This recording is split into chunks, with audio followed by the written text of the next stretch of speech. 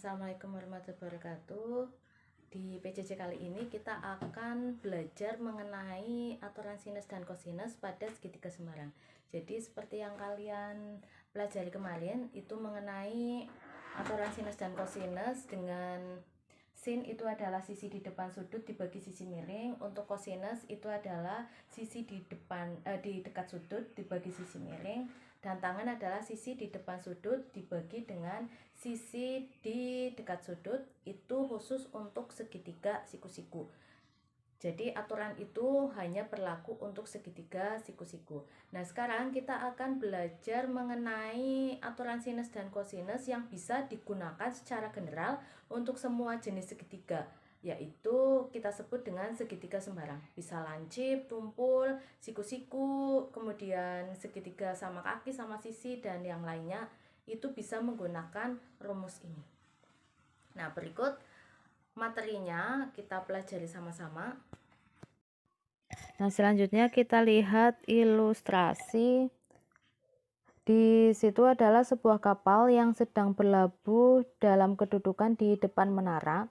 Jadi kalau kita lihat di situ ada pengamat yang berada di ruangan yang berada di atas menara tersebut.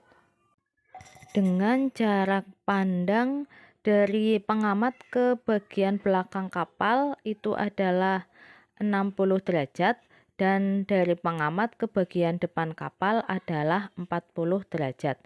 Kemudian tinggi 1,75 itu adalah tinggi pengamat yang berada di ruang pantau. Nah, kita lihat 1,75 itu adalah tinggi dari pemantau, jadi berada di ruang pantau yang di atas.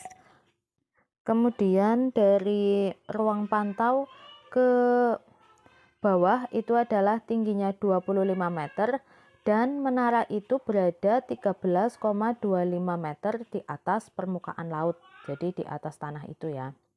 Nah, yang ditanyakan adalah panjang kapal.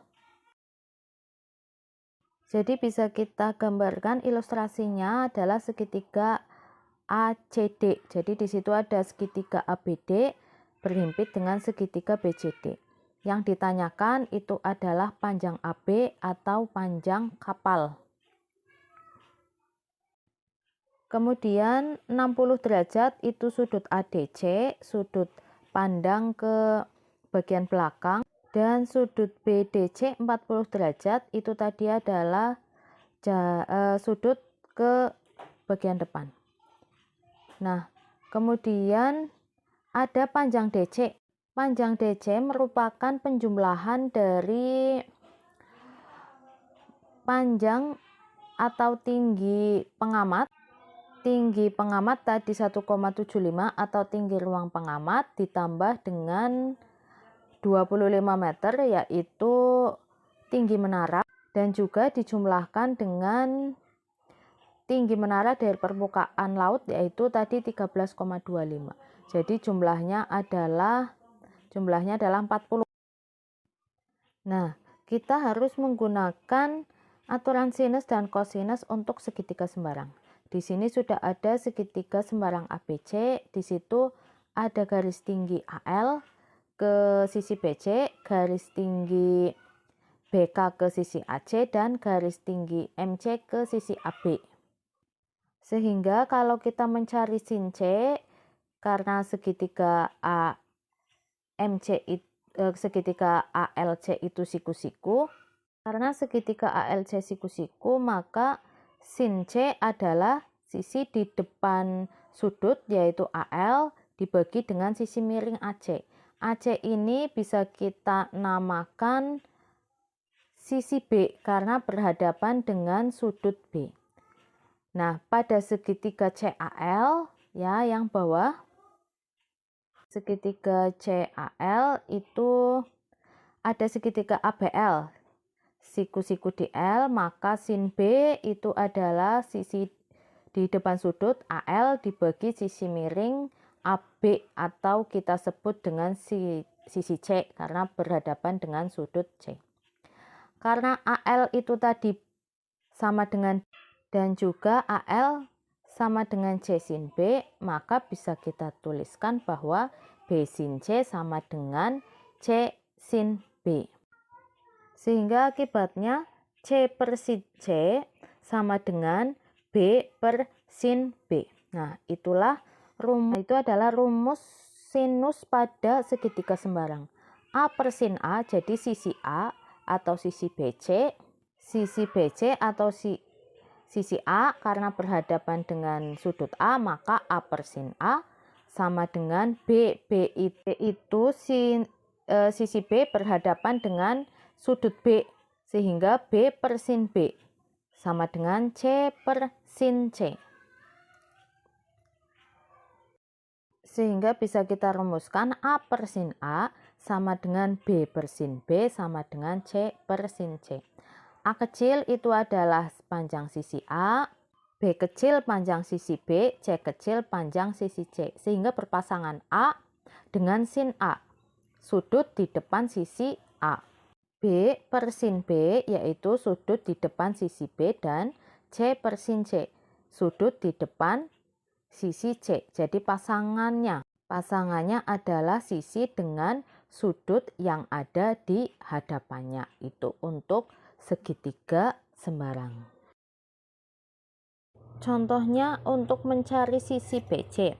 BC itu berhadapan dengan sudut A, sedangkan ada diketahui AC yang berhadapan dengan sudut B. Untuk mencarinya kita pasangkan, yaitu BC dengan sudut di hadapannya yaitu sin A, dan AC dengan sudut di hadapan AC yaitu sudut B.